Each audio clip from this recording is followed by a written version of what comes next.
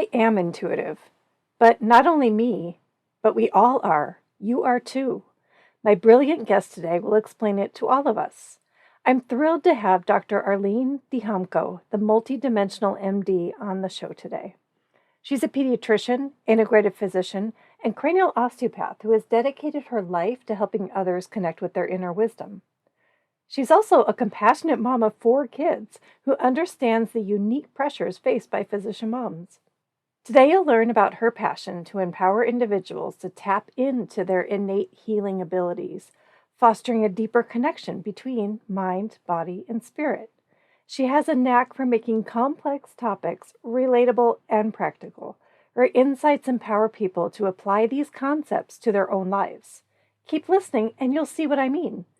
Find the full transcript and more resources for physician moms at inspiredmommds.com/35.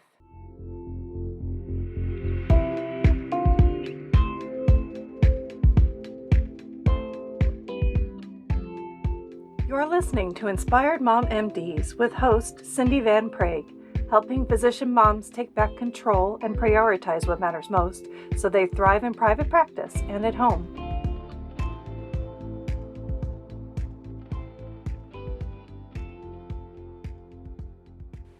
Hi, and thank you for joining me today. I'm so excited to share this interview with Dr. Arlene Dijamco today. But first, I have a quick apology for all of you about the recording. I learned a valuable lesson. Always have a backup audio. You see, I used the same program to record today's audio as I have in the past. I never had an issue until now with poor sound quality. Therefore, you will notice a few blips here and there that sound like it's going to cut out, but it won't. But for the ones that really did cut out, I recorded my own voice to fill in some of the small gaps just to keep you on track. Please forgive my interruptions. This interview was too amazing not to publish. Here's a little background on my guest today.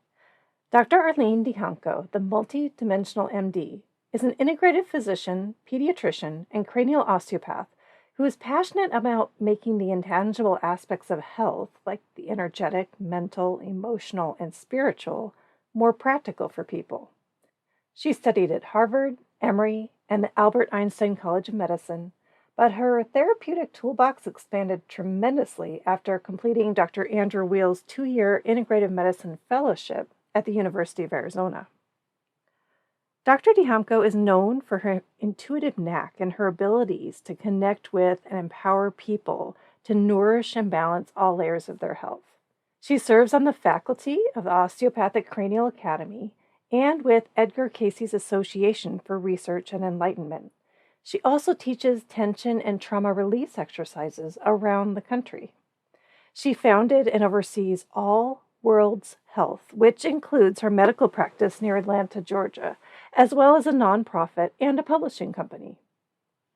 Dr. Dijamco recently launched 2 teaching programs. First, the Dig On series for osteopathic physicians, and second, the School of Stillness, where she teaches other wellness practitioners and all explorers interested in self-development. She also hosts 2 podcasts. One is the MultiDimensional MD on YouTube, and 2 is Edgar Cayce's Creating Calm, Parenting with Mind, Body, and Spirit with her co-host, Corrine Cayce. At home, she is a yoga novice, an awesome wife, and a mom to 4 incredible girls. And she just released a new book. It's called I Am Intuitive, a Multidimensional Guide to Embrace Your Inner Life. Time to roll tape. Hello, Dr. Dijamco. Thank you so much for joining me today. Thank you so much for having me. I'm really happy to be here. I'm so excited you're here.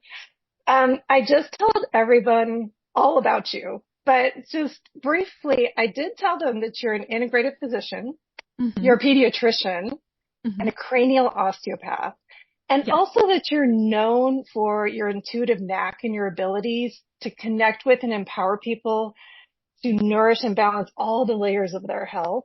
And I mentioned your new book, which is I Am Intuitive, a Multidimensional Guide to Embrace Your Inner Light. I read it cover to cover, and I have all these pages folded right here. So awesome. So I I highly love it. recommend it, but we'll come back to that for sure. But to start, I would love to invite you to talk about your mission, which you do in your introduction in your book. And it has to do with bringing, and I love these words, an intuitive spirit back to medicine in practical and intangible ways. Uh-huh. Can you tell everyone a little more about that and what ways you're delivering your mission? Well, it's so interesting because I started saying that mission statement in 2020 just before pandemic hit, Hmm. not knowing what was going to happen. And then everything went virtual. And it was like, gosh, how do you deliver health in a virtual way? So Dr. Dijamco is saying, so one of the first things we had to do was to show people how to treat themselves, how to help themselves. And Yeah. I mean, I'm just seeing how this kind of manifested over time in ways I couldn't have thought Hmm. up. Hmm. But just looking back, I'm like, oh my gosh, that's what I said. It was to bring the intuitive spirit back in practical and tangible ways so Hmm. that people can access deeper healing. Hmm. And so then we started teaching this lymph pumping technique, which is an osteopathic technique to help people move their limbs, kind of drain inflammation, Hmm. detoxify the body. And it was phenomenal because people were able to clear mucus plugs and to drain swollen glands on their own over Zoom. Hmm. And then you might think like, okay, well, what does lymph have to do with spirit? And here she adds, well, in order to teach them how to do this cranial osteopathic technique efficiently and successfully, they needed to be Super grounded in their body and really present, and so that they could get in touch with this part of their body, this aspect of them that was very fluid, and be able to pump it efficiently.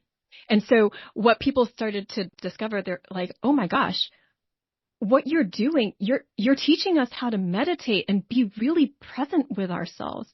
And I was like, yeah, because you can't do this without starting from that. So it was like a teaching of being first, and then from Mm. that resulted like this physical ability, a manifestation, which is so amazing. And then going through the years, that was 2020, so now 2024, almost 2025, and seeing how it's manifested in so many other ways too. And here she says, another was with this book, but also I started teaching osteopathic physicians. How to do more things like this. So it's not just the lymph pumping, because in my practice, what I say is like part of my intuitive knack is to be able to perceive the emotional body directly and safely as another dimension of your being.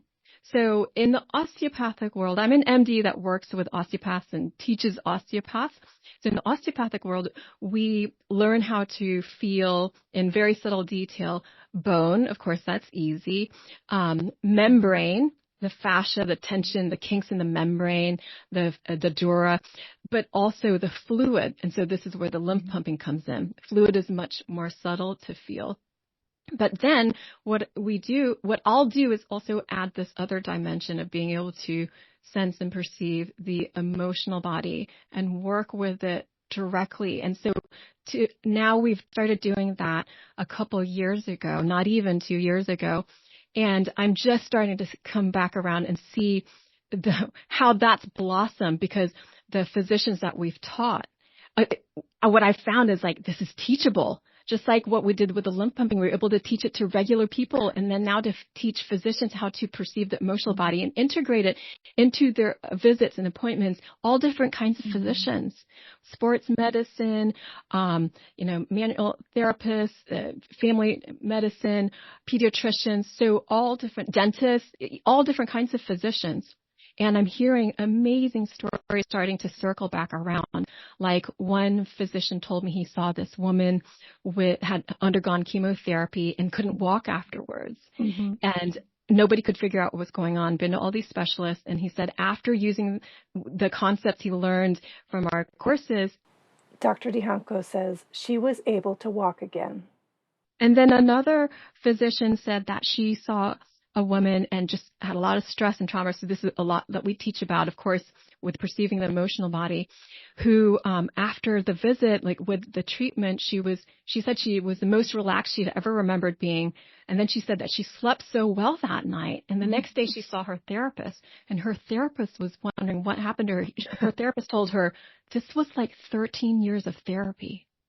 Like, for me to see that come back around, because I see this all the time in my practice, but to see that this is a gift that can keep on giving. So to show other people how to do it for themselves, and then to show physicians how to help their patients, help themselves first with it, and then their patients. This is what, bringing that intuitive spirit back to medicine in practical and tangible ways. Honestly, I had no idea that I was going to be teaching physicians like this at this point in my life. I'm a mom of four. I wrote this book, lots of other things going on. So but through conversations like this, then people would ask questions, and then, just having discussions. They're like, oh, you should teach that. And I was like, oh, yeah, I didn't know if anyone was interested in that. And so finding that there is a lot of interest, and, anyway, it just keeps going from there. And I could give you so many examples. Oh my goodness. So this started out with one mission that has just evolved and blossomed into helping not just your patients over Zoom because COVID started, but other physicians and their patients. And you mentioned physicians taking care of themselves first and also before taking care of their patients. I mean, you spend so much time teaching other people how to do this. How has this impacted or influenced your own life? How has this helped you help yourself first as a physician? I don't really know how I would be able to address my patients' issues without taking care of myself first. And people have asked me, like, how do you let things just roll off you like water? And it's because I'm here to help people with their journey. But we each have our own journey and our walk through life, what we're growing and learning about. And I'm here to help them. But when I speak to my patients, I still speak to them as equals. I'm going to help them get themselves out of it. And, there'll be things that I'll be doing to help lift that and alleviate some of the suffering. But ultimately, the true healing is if they are able to access it themselves, if they're reliant on me. I'm not talking about, of course, there's things that, thank goodness for modern medicine, that we are able to, extend life and access health in different ways. But if, ultimately, my goal is to help empower them so that they can take care of themselves. And when I look at all the things, because I deal with a lot of stress and emotional trauma, so very intense things that people have been through. And the thing is I can see the beauty in them, in their spirit, in their essence. And that is untouchable by the ups and downs of human life. It's that spirit is the true health. It's always there. It never disappears. And so really, if you want to access health, it's to allow that true health from within, which is that light and love of your spirit, be expressed more fully through your being. And so if you can see that in addition to everything else going on, with the pain and the discomfort, but you can still see that light of their health, then everything's always okay. No matter what happens to you, no matter what you've thought, said, or done, you're still all deserving of love. And so that somehow creates a big nest of okayness and acceptance and love and embracing, that you'll, no matter what you do, so you can just be this toddler in the universe and have your playground. And, hopefully it's a path of more ease, which is, if you're accessing your intuition, then you'll have more ease. But if not, you might have a few more hard knocks, but you'll get your adventure either way. Well, and I like how you describe that humans are naturally spiritual beings. It's not something they have to seek out. And that you make it sound so easy to just blend together the spirit with the body and the mind. And the spirit seems like what you're saying is first. Yes. Did I I hear mean, you correctly? it's a yes and no at the same time, because like Okay. the spirit is like that true health from within, but we're still these Yeah. multidimensional beings. So we're body, mind, and spirit. So it's actually not from my perspective, it's not lessening the role of the body or the mind at all. It's actually Okay. letting it all integrate and be in Mm-hmm. harmony and alignment with each other. And that is health. So it's not Okay. to diminish because what happens is people that start feeling like they're more enlightened, or talking about spirit, and they can be just as hard on themselves. You can bypass the body and bypass the mind, because if you do so, you'll no longer be human. Mm-hmm.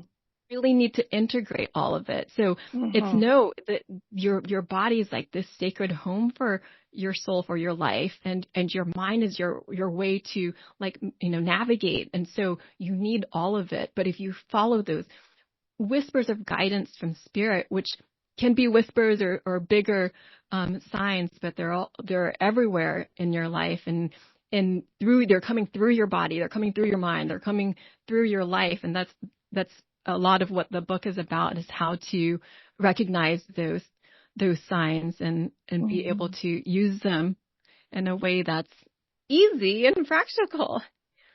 Mm-hmm. Well, speaking of practical, yeah, you have exercises throughout the book. In any of those sections, people can access all these fantastic exercises right then and there while they're reading. And that was one of my favorite parts about your book, was that they can, it was very practical. They can implement it right then.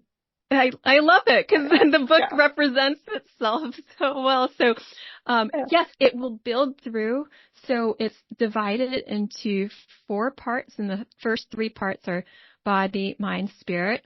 And then there's 3 chapters in the first 3 parts. So it's redefining the body, redefining the mind, redefining the spirit, and then grounding, centering body, grounding, centering mind, grounding, centering spirit, and then it's using your body as a compass. So accessing intuition through the body, your mind as a compass. Dr. Dijamco also says spirit as a compass.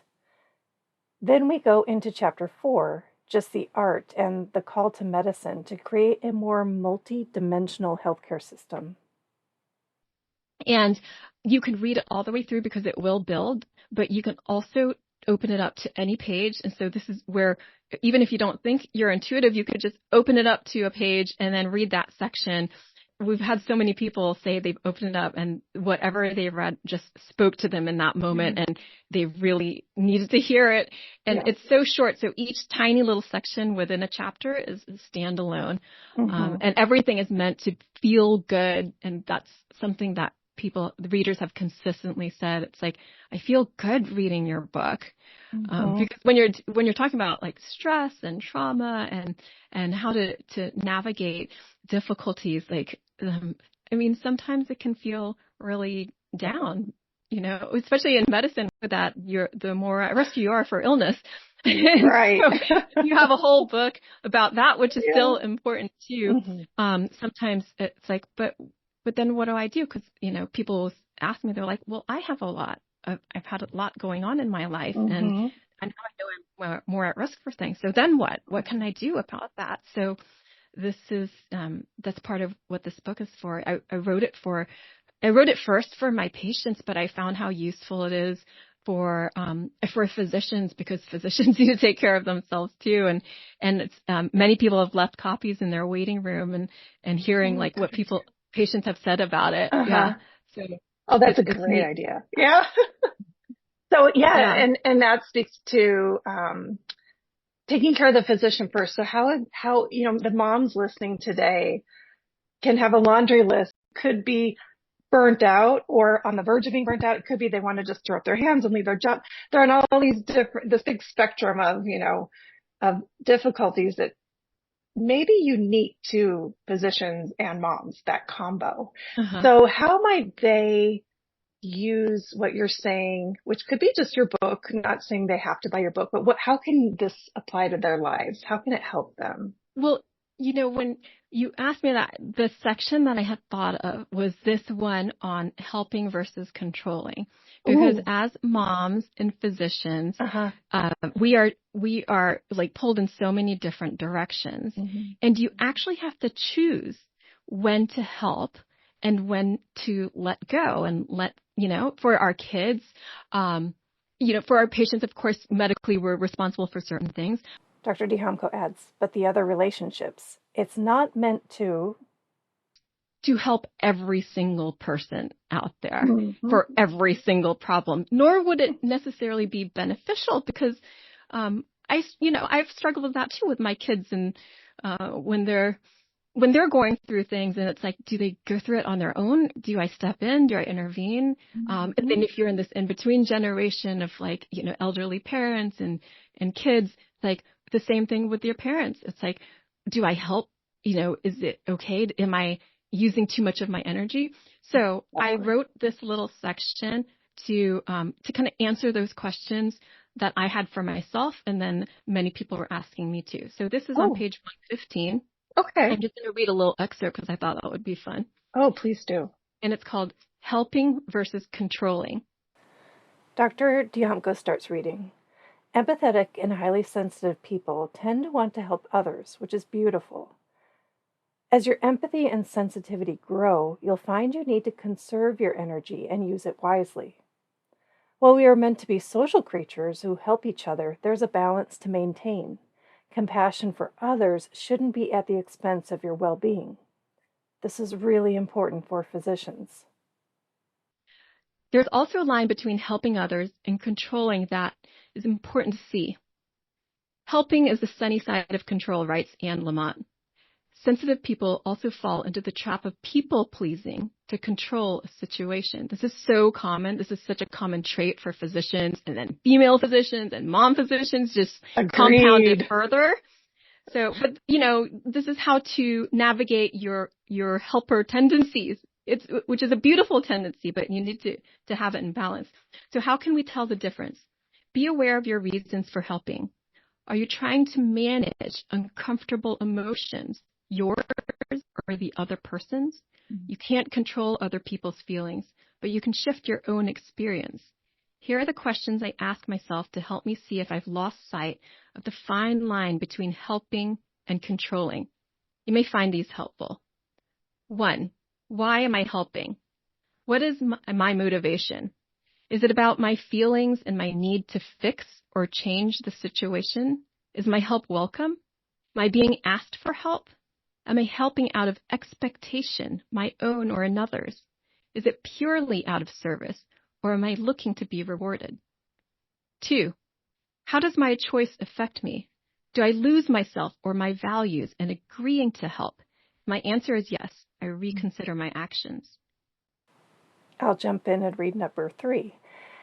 Am I being considerate of myself and creating healthy boundaries? In other words, can I be myself in a situation? When we're kind and sincere to ourselves, we're more likely to stay grounded and hold space with love and respect. 4. Am I resentful? Feelings of resentment are a sign of overextending. This is when we need to pause and rebalance. 5. Am I being loving to myself? Loving myself means being kind to myself and others. When I love myself, I don't need to put other people down to feel better about myself. I also care enough about myself to speak my truth and get out of harm's way. Another way to say this is to ask yourself if your compassion for others is balanced by self-compassion. 6. Am I being called to help? Before I help someone, I ask myself, am I being called to help right now? This is a huge learning experience. We can be supportive of someone without interfering in their growth process. Dr. Dijamco adds, a person is whole even when they are going through something uncomfortable. Trust the light in them and in yourself, and trust in the growth process. Sometimes we are more helpful with the hands-off approach. Make sure you're being called to help before you intervene. These questions can provide insight and reflect your state of being. Take your time as you develop more self-awareness. That's beautiful. I think those questions really help you distinguish which side of the line you are on between Hmm. helping and controlling. Yeah. That's beautiful. Kids, patients, parents, other relationships, Oh yeah. friends, neighbors. Yeah. So the calling and the feeling called to help, that's where it takes some quieting and grounding yourself and listening to that still small voice from Mhm. within and then trusting in that. Towards the end of your book, you do start talking about this, and I want to ask you, and it's about the future of healthcare Uh-huh. and how it is now. So, where do you see the future of healthcare, and is there hope to heal our current system? What are your thoughts? Well, I know I had a whole section on It's hope a in there. it's a So big question. I'm sorry. yeah, but hope is thought coming in through spirit. So always with hope, because we can't create anything without hope. We can't create Mhm. anything without the idea and feeling behind it. Mhm. And the thing is that we actually have plenty of resources. We're just using them in a way that's not so efficient. And you look at everyone that's involved in healthcare, and it's not integrated into the teaching where you take care of yourself Mhm. first in order to be Mhm. sustainable. So if we did that, then we could work with more ease. We could be more innovative. Um, we could do more with less. So even just with Mhm. our energy. So that do more with less is also a big concept. And that's Buckminster Fuller, and just like this idea of like we have lots of resources. The same with the earth. So it's always, and I like to go like big picture, macro, micro. Mhm. So if we go macro, it's like, well, just the same thing with the earth.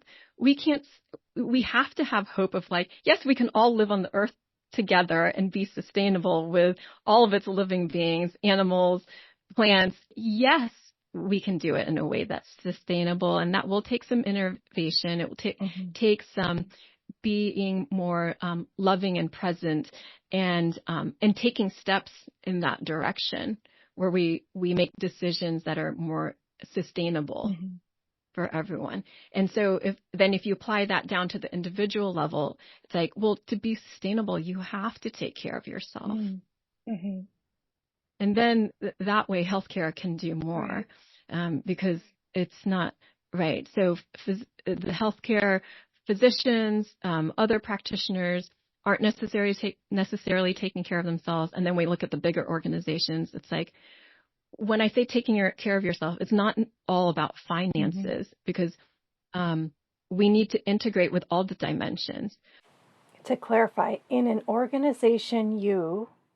To have healthy finances for an organization to continue, but you Mhm. also have to have a healthy spirit.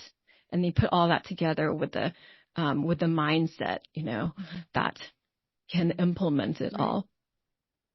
So absolutely, absolutely. And I see it over and over again in my practice, and then just in the teachings, and seeing how people are able to really speed up the depth and efficiency of treatment. So when people come see me and we open up the circulation, get things moving, the health is in the flow, we get the Mhm. emotions flowing, then I tell them like everything else you've done or are doing now will become more efficient, because Mhm. now you got some flow. So, Mhm. we just address, I love the engineering think of it. It's just like, well, if something's stuck, spend a little time to tend to that Mhm. so that you can have more flow. So, kind of to step back on the micro level, we could do something for ourselves to make a change in the world. And if you add up all those little changes, that equals big change. And then on the macro level, yes, the organizations also need to make changes and pay attention to the spirit of the organization. And I just love the do more with less. It can be these little, and tell me if I'm getting this all wrong, but it can be these not simple, but these little changes of getting unstuck. And then if we can just get unstuck in all of these places, then maybe we can move Yeah. forward into a better Yes, address healthcare system. Address even the small things, the easy things first. It's like the grain of sand in your shoe, just address that first. Not that hard, but like every step after that will be more efficient. And it's what I'll sign in people's book is the line like small steps done consistently will create miraculous results. So you do not underestimate the little things. It's the little things put together that create the big things. Right. It's a wiggle room, like a tiny little vibration can break. I mean, we know this with technology, can break rocks. It can create a crevice in a mountain. So a tiny little vibration. And that's how you break it down and make it really easy. Because if you just did that one tiny thing every day, you would shift, it would groove in new neural pathways where you wouldn't have to think. It would start to become more instinctive and innate.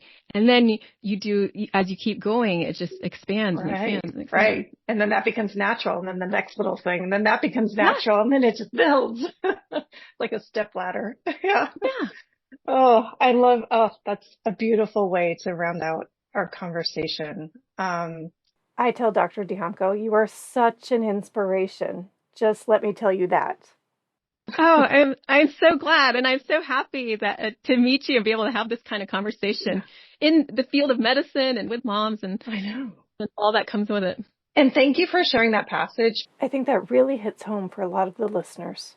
How much is too much, and our nature is to help people, and is it helping or controlling? I love that passage too. You have to let people grow too. In their time. For those that want to reach out to you, what's the best way for them to reach you?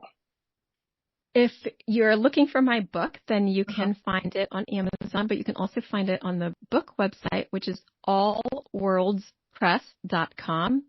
You can sign up for my e-love letters. I send them out once a week. That's allworldshealth.com. I'm on all different things. So you can go on Instagram, All Worlds Health, Facebook, All Worlds Health and Pediatrics. And then I have the MultiDimensional MD podcast on YouTube. And those would probably be the best ways to get in touch with me. We have a bunch of freebies too that go along with the book to help, other resources to help you with the book at allworldspress.com. Perfect. And I'll link all of those in the show note for you. Right. So thank you again. Thank you for being my guest today. I really appreciate it. Thank you.